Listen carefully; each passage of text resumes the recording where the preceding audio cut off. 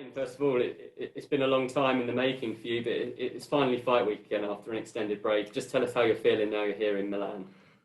Obviously we're here, we're experienced fighters, and I'm really excited that Bellator have been able to give us this opportunity as fighters to be able to, put on such an amazing card. Well, so many cards in such a crazy, unforeseen time.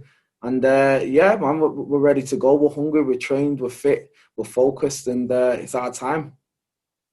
Just looking back onto the sort of extended break and the lockdown period, I know from interviews before that you've spoken about some of the ventures you're involved with outside of the cage. Just tell us a little bit about those and how they've kept you busy during the lockdown period. Yeah, so obviously, people who may not know me, but the majority of people know I've got my brand, which is obviously I'm wearing now, Bada Sport. And obviously this is something that's really excelled, a brand that's excelled over the last 3 years. We've just literally signed an exclusive deal with Foot Asylum, which is one of the largest retailers in UK and Europe. And it's something that I'm passionate about, which is obviously my clothing.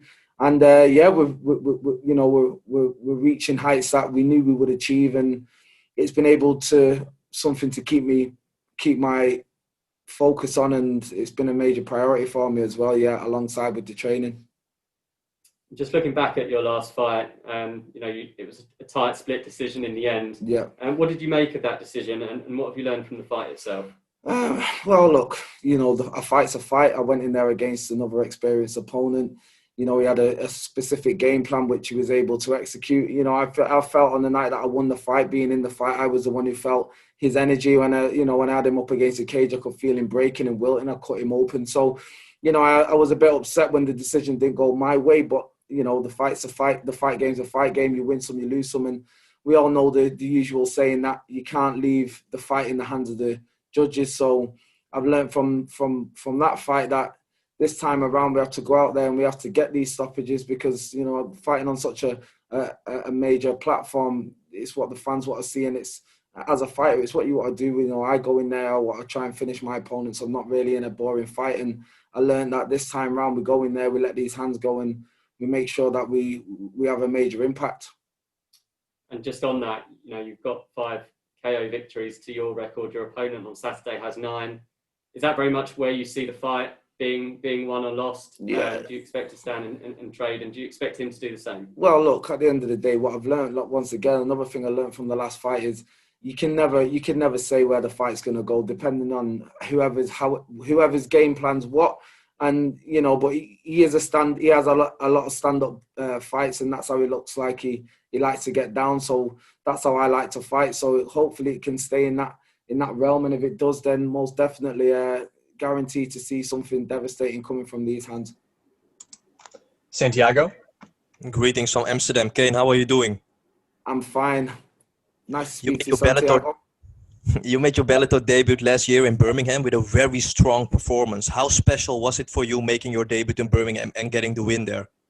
Yeah, that meant the world to me. I fought another tough opponent in Mateus Pitchkos. He was a strong opponent, and I went in there and I got tested, and I had to dig deep, and I had to pull it out of the bag, and it meant a lot. Look, Bellator's an organisation that I've been idolising for years, and being able to be given the opportunity to fight in there was such a great opportunity. And then obviously just to get the win, it meant so much to me.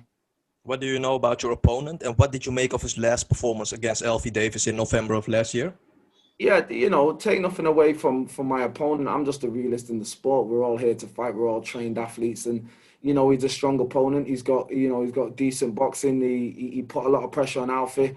Alfie was able to nip the win. That was a fight. He could have said, Alfie probably landed the more cleaner, clinical shots. But hats off to Botti. He put in a good performance, and he's a strong opponent. I know you are called the Danger, but there is a teammate of yours who is called the Miracle. How important is his contribution for your preparation to a fight? Yeah, shout out to Lerone, shout out to Manchester top team at the same time. Lerone's such a great prospect in the sport of MMA. He's one of my main training partners, and his impact in my training camps is very very important. He's a clean, crisp striker, and obviously I'm fighting somebody who likes to strike. So we've had a lot of rounds in me and Lerone preparing for this fight, and it's highly unlikely that Botti's going to be able to do stuff that I've not seen within either my fight career or in the gym on the lead up to this fight.